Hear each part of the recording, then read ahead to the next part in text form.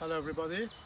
Today actually I wanted to show you how to charge the 12-volt battery of this car Golf GTE plug-in hybrid. Actually most of you know how to do it, but maybe some people don't know. The same as me, I was looking for the battery everywhere to find how to charge it. I couldn't find it, and I was looking in internet, I couldn't find any information. Finally I went to Golf to the Veve garage, and they show me how to do it. So first of all, I just show you something. Actually,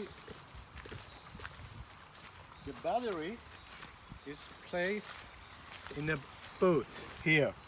Here is a battery. So to charge the battery from here is nearly impossible. You can't charge it.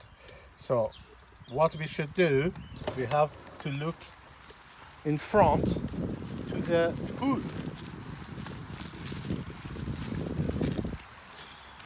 And when you come to the hood, open this part, and here you see this iron. This is the negative, the black one goes there. This is the negative one, and here is another small iron which is positive one, and the positive one goes there. You plug your charger and that's it. You can charge your battery in this way. Hope this video is useful for some people that probably had the same problem as me, to looking for the battery, how to charge it. Thank you very much.